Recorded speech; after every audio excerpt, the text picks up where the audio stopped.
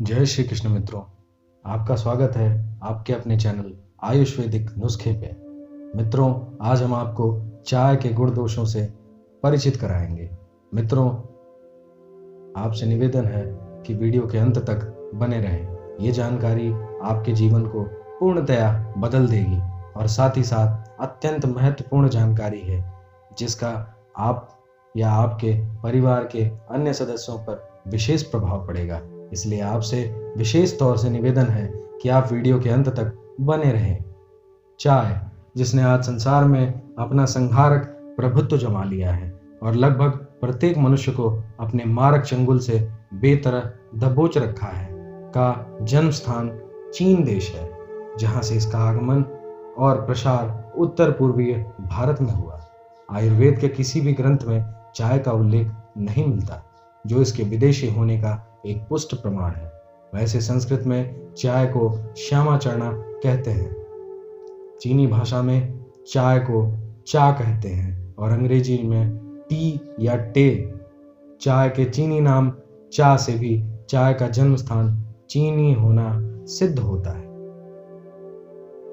चीनियों ने चाय के विषय में मोटी मोटी किताबें लिखी हैं। सबसे पहली पुस्तक जो चाय पर वहां मिलती है उसका नाम चुचांग है। इस पुस्तक के लेखक का नाम तो अज्ञात है, पर इसका संपादन 8वीं शताब्दी में लुओ नाम के एक चीनी विद्वान ने किया था। इस पुस्तक में चाय की पत्तियों और चाय बनाने की विधि के संबंध में उल्लेख है। चीन में आज भी यह पुस्तक चाय वेद के नाम से पुकारी जाती है। दूसरी किताब चीन में चाय पर चाक्यो नाम की मिलती है, जिसे वहां चाय शास्त्र के नाम से पुकारते हैं।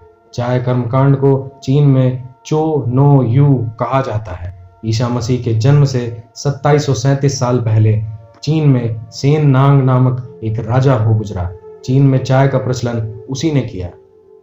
वनौषधि चंद्रोदय के पृष्ठ 884 में पता चलता है कि कन्फ्यूशियस के जमाने में या ईसवी सन से 550 साल पहले चीन में चाय का उपयोग होता था, परंतु अंग्रेज चाय इतिहासकारों के अनुसार भारत में चाय पैदा होने का उल्लेख पिछले 100 सालों से ही माना जाता है और इसका यहाँ अन्वेषण एक अंग्रेजी महिला द्वारा हुआ बताया जाता है।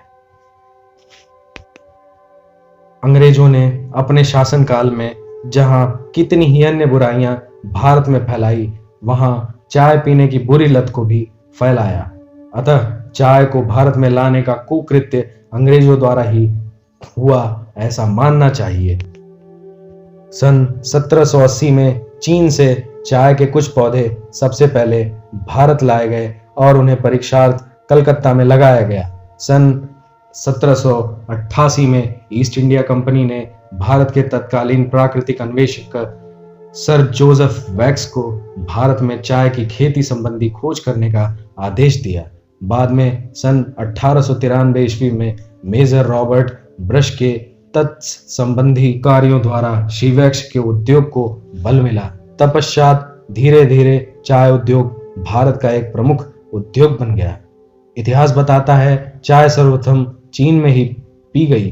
बौद्ध मठों के पुजारियों ने अफीम के घातक नशे के प्रति विरुद्ध चाय पान की प्रथा प्रारंभ की थी। ब्रिटेन में लोगों ने सबसे पहले सन 1657 में चाय पी। दूध मिलाकर चाय पीने का रिवाज पहले 17वीं शताब्दी में शुरू हुआ। पृथ्वी पर चाय की उत्पत्ति कैसे हुई, इस संबंध में जापान में एक लोक कथा प्रसिद्ध है। उस कथा के अनुसार 520 ईस्वी में धारुपा नामक एक बौद्ध पुजारी धर्म प्रचार के लिए भारत से नानकिंग गया। वहां उसका खूब सत्कार आदर हुआ और वह तामो के नाम से प्रसिद्ध होकर वहीं स्थायी रूप से रहने लगा। एक बार उसने अपने अनुयायियों के सामने व्रत लिया कि वह 9 वर्षों तक साधना करेगा और उस काल में वह पल भर के लिए भी निद्रा के वश में न होगा। पर वह नींद को नहीं जीत सका और सो गया। नींद से जागृत होने पर उसे प्रायश्चित हुआ। अपनी इस कमजोरी के लिए क्रोध में आकर उसने अपनी आंखों की पतुलियों को नोच नोच कर फेंक दिया। उसकी आंखों की वे नुची पुतलियां जहां जहां गिरी, वहीं वहीं एक झाड़ी उत्पन्न हो गई, जिसे चाय की झाड़ी का नाम दिया गया। इस तरह मनुष्य की आंखों की पुतलियों के सड़े चमड़े जैसी घृणित वस्तु से उत्पन्न हुई है यह चाय, जिसे आज हम अपने पवित्र ओठों से लगाकर बड़े सुख और आनंद का अनुभव करते हैं। जापानी लोक कथा से मिलती जुलती एक चीनी बौद्ध किंवदंती भी है। कहते हैं एक बार एक चीनी बौद्ध भिक्षु जो भारत आया हुआ था, अयोध्या से काशी होता हुआ अपनी जन्मभूमि चीन लौट रहा था। अचानक काशी की गलियों में भिक्षा मांगते हुए उसने एक परम रूपवती ने पुकारा और उसके भिक्षा पात्र में मधुकरी डाल दी। तत्पश्चात उसे तथागत का आदेश स्मरण हो आया, ओ श्रमणों, रमणी को मत देखो, अगर भेंट हो जाए तो पलके मत उठाओ, चुप रहो, उससे संभाषण मत करो। बस संयोगवश उस बौद्ध भिक्षु ने उस समय तथागत के उपर्युक्त आदेश का पालन न हो सका। उसने सहसा उस युवती को देख लिया। फलतः देखते ही उसकी तपस्या भंग हो गई और उसके मन में पाप ने अड्डा जमा लिया। उसने उस स्थान को छोड़ दिया, हिमालय पार किया तथा अपने देश चीन पहुंचा। वहां पहुंचकर कठोर तपस्या द्वारा अपने मन से पाप को धोना चाहा, परंतु वह अपने पाप को न धो सका। उल्टे उसकी आंखों में, उसकी पुतलियों में वह नवयुवती छुप गई, बहुत गहराई में, और निकलने का नाम न लेती थी। बेचारा बौद्ध भिक्षु शर्म के मारे कहीं मुंह दिखाने के काबिल न रहा। अकस्मात उसके दिल में एक विचार आया। उसने कमर से एक पतला चाकू निकाला और आहिस्ते से दोनों पलकें चीरकर दूर फेंक दी। रक्त की धार से तर हो गया उसका पीला चीवर। उसी क्षण वह बौद्ध भिक्षु अपने को हल्का अनुभव करने लगा। बौद्ध भिक्षु की वे ही कटे पलकें सड़ गलकर कालांतर में चाय की झाड़ियों के रूप में उगी, जिसके सेवन करने वालों की पलकें आज भी आसानी से नहीं लगती, अन्यथा उन्हें अनिद्रा रोग हो जाता है। यह तो हुआ चाय की उत्पत्ति के बारे में। अब थोड़ा सा इसके परिवार के बारे में भी हम जान लेते हैं। चाय का परिवार बहुत बड़ा है। इसके भाई बंधों में कोलांट, मेट, गारान, कोको और कॉफी, ये 5 मुख्य हैं। ये सब के सब चाय की भांति ही जहरीले पौधे हैं, जिनको मनुष्य जाति ने चाय के साथ साथ अपने नशे के लिए चुन रखा है। ये 6 मानव शरीर पर लगभग एक सा बुरा प्रभाव डालते हैं, क्योंकि इन सब में कैफीन आदि के विष प्रायः एक से पाए जाते हैं। अफ्रीका वासियों को कोलांट ने दबोच रखा है। पैरागुआ वालों के मुंह में मेट लगी हुई है। कोको पर अमेरिकन मोहित हैं। ब्राजील वासियों के गले में गाराना चिपकी हुई है। अरब वालों के मुंह से काफी नहीं छूटती, तथा चाय चीन और जापान वालों के कलेजे पर विशेष रूप से आसन जमाए हुए है। कोलांट, मीठ तथा गाराना के पैर अभी तक हमारे देश में नहीं जम सके, परंतु बाकी 3 अर्थात चाय, कॉफी और कोको से भारतीय जन समुदाय काफी त्रस्त है। चाय कई रूपों में अपने भक्तों के सामने अपनी मोहिनी उन पर डालती है। एक रूप उसका बिल्कुल काला होता है, जिसको ब्लैक टी या काली चाय कहते हैं। दूसरा बिल्कुल हरा, जिसको ग्रीन टी या हरी चाय कहते हैं। इस प्रकार खड़ी पत्ती वाली चाय, धुली चाय, मिश्रित चाय आदि उसके और भी अनेक रूप रंग हैं। चाय का एक रूप धूल जैसा भी होता है, जिसे डस्ट टी कहते हैं।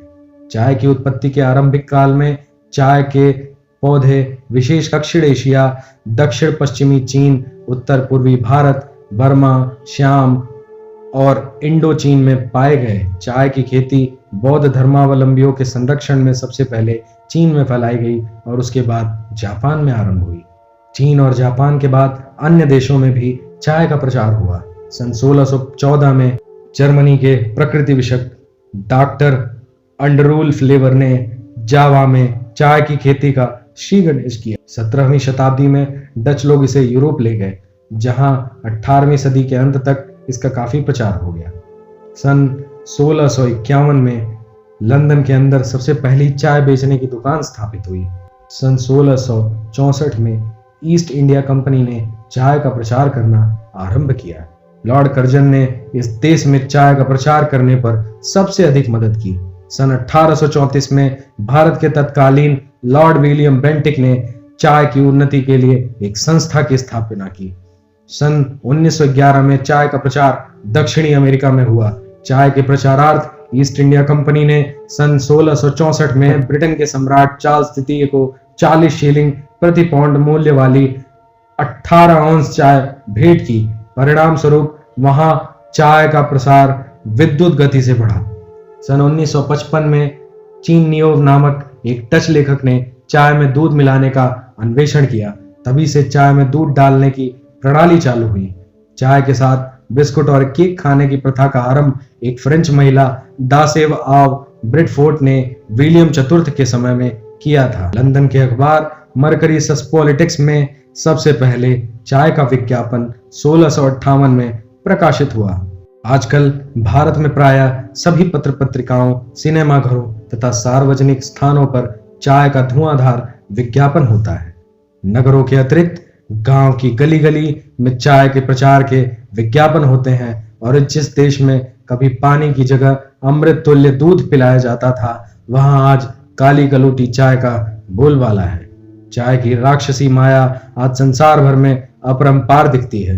आज योगी, यति, साधु, अमीर, गरीब, विद्वान, मूर्ख, गंवार, शहरी सब अंधभक्त बन चुके हैं। गांव गांव, देहात देहात में इसका प्रचार है।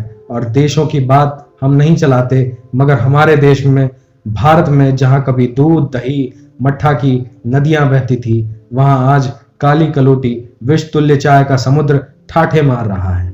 आज देश के अमीर से अमीर, गरीब से गरीब व्यक्ति के घर अतिथियों, मेहमानों का स्वागत क्षीर, शिखरड़ी, तक एवं शरबत की जगह विषमयी चाय से किया जाता है और बड़े गर्व के साथ किया जाता है। सुबह उष्पान की जगह बेड टी का सेवन करना हम उत्तम समझते हैं। इस तरह हम देखते हैं कि चाय की माया अपने देश के ही नहीं बल्कि संसार के अधिकांश व्यक्तियों पर इस तरह बुरी तरह से हावी है कि पूछिए मत। चाय के कुछ अंधभक्त यह दलील पेश करते हैं और कहते हैं, क्या करें साहब, दूध आजकल महंगा हो गया है, इसलिए यदि उसकी जगह इस सस्ती चाय का भी प्रयोग न करें तो क्या करें। पर माना कि दूध महंगा है और चाय सस्ती, तो क्या अमृत की जगह विष का सेवन करना बुद्धिमानी का कार्य है? आज भी जो विवेकशील और बुद्धिमानी व्यक्ति हैं और जिनको चाय की माया अभी नहीं व्यापी है, वे चाय को एक विभीषिका के रूप में ही देखते हैं और उससे दूर ही रहते हैं।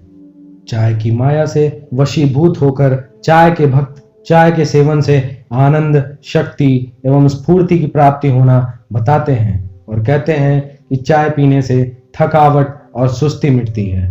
पर काश उन्हें यह पता होता कि चाय पीने के बाद जो आनंद, जो शांति, जो स्फूर्ति की अनुभूति होती है वह क्षणिक और केवल बुलावा देने के लिए ही होती है और दरअसल उसका अंत और परिणाम विषतुल्य होता है।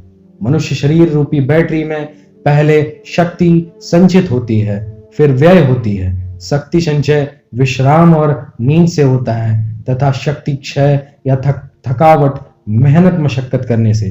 पर भूल से हम थकावट मिटाने के साधनों विश्राम और नींद को व्यवहार में न लाकर उसकी जगह चाय को व्यवहार में लाते हैं और धोखा खाते हैं, क्योंकि चाय के कैफीन विष जनित क्षणिक उत्तेजना को हम गलती से थकावट मिटाना और चुस्ती प्राप्त होना समझ लेते हैं। चाय पी लेने के बाद जो थकावट दूर हुई सी मालूम होती है, वह उस अवस्था से अधिक खतरनाक होती है जो चाय पीने से पहले थकावट की हालत में मनुष्य की रहती है। कारण थकावट में जब चाय पी जाती है तो वह अपने मादक गुण से हमारे सजग मस्तिष्क के ज्ञान तंतुओं पर अपना विश्वत प्रभाव डालकर उनकी अनुभव करने वाली शक्तियों को सुला देती है, जिससे हम अपनी थकावट की बात भूल जाने के लिए बाध्य होती है। पर उस अवस्था में यह न समझना चाहिए कि थकावट वास्तव में चली गई है। उस समय दरअसल चाय थकावट को दूर नहीं करती, अपितु उस पर पर्दा डाल देती है या शरीर के थकावट वाले केंद्रों को अपने विश्वत प्रभाव से सुन्न पैरालाइज कर देती है, ताकि मस्तिष्क को उनके द्वारा सूचना न मिल सके कि शरीर के किस जगह पर क्या हो रहा है और शरीर के किस भाग पर कितना काम किया जा रहा है। जो थकावट के दर्जे तक पहुंच चुका है और जिसे अब बंद करके उसकी क्षतिपूर्ति एवं मरम्मत का कार्य शुरू होना चाहिए, इस तथ्य से यह बात स्पष्ट हो जाती है कि चाय एक धोखा है, इसके सिवाय और कुछ नहीं, जिसका घातक परिणाम और प्रलयकारी धक्का मनुष्य का पांच भौतिक ढांचा कैसे सह लेता है, यही आश्चर्य है। नशे की चीजें जैसे शराब, ताड़ी और चरस आदि का इस्तेमाल करना हर धर्म में बुरा माना जाता है, मगर बाहर है चाय की माया। चाय मादक द्रव्य होते हुए भी उससे कोई धर्म नफरत नहीं करता, और ईसाई, बौद्ध, हिंदू, मुसलमान, पारसी, यहूदी तथा सिख सब के सब बिना झिझक के उसकी चुस्कियां लेते नहीं या खाते। चीन और जापान में तो चाय जान से भी प्यारी मानी जाती है। वहां हर घर में चाय के लिए देव मंदिर की भांति एक अलग कमरा होता है, जो चाय मंदिर या चाय घर कहलाता है। जापान में एक खास चाय उत्सव भी होता है, जिसके बड़े नियम कायदे होते हैं और जिसकी लोग शिक्षा लेते हैं। जापान में चाय पान एक कला समझी जाती है, एक दैनिक संस्कार। चाय एक सस्ता और सुलभ नशा है। जिसने 2-4 दिन भी चाय का नशा किया नहीं कि उसके चंगुल में फंस जाता है। चाय शराब का स्थानापन्न है। जो शराब का नशा कर सकने में किसी कारणवश असमर्थ हो, वे उसकी जगह चाय का नशा करके अपने शराब के नशा की प्यास को बुझा सकते हैं। यही कारण है कि आज हर खास व आम और हर अमीर व गरीब चाय के नशे के सस्तेपन से प्रभावित है। कोई नशा हो, उसे करते करते उसकी लत पड़ जाती है। नशा करने वाले की वह दूसरी प्रकृति बन जाती है, जो बहुत मुश्किल से छूटती है। मित्रों, आपको यह जानकर ताज्जुब होगा कि गाय, बैल, बकरियां आदि पशु चाय की हरी या सूखी पत्तियों को उनके विषैले होने के कारण ही सूंघते तक नहीं, खाना तो बहुत दूर की बात है। चाय पीने वाले चाय पीकर तरोताजगी महसूस करते हैं, पर वह झूठी और छलनामयी तरोताजगी होती है। वह तरोताजगी महज कुछ समय के लिए ही होती है। उसके बाद वह तरोताजगी हवा हो जाती है या मस्ती में बदल जाती है, और मनुष्य पहले से भी अधिक बेचैन हो जाता है। तब उसे बेहोश होकर चाय के प्याले को पुनः अपने होठों से लगाना पड़ता है, उसकी झूठी तरोताजगी को फिर से प्राप्त करने के लिए। यह चक्कर उस वक्त तक चलता है जब तक मनुष्य चाय के चंगुल में पूरे तौर से जकड़ जाकर अपना विवेक खो नहीं देता, जब तक वह जीवन भर के लिए चाय का मुरीद नहीं बन जाता। चाय में अवगुण ही अवगुण होते हुए भी दुनिया में इसके पीछे दीवानगी क्यों है? इसका यह एक प्रबल कारण है। वह कारण यह है कि प्रचारकों द्वारा इसका धुआंधार प्रचार किया जाता है। विदेशियों का करोड़ों रुपया भारत में चाय के व्यवसाय में लगा हुआ है।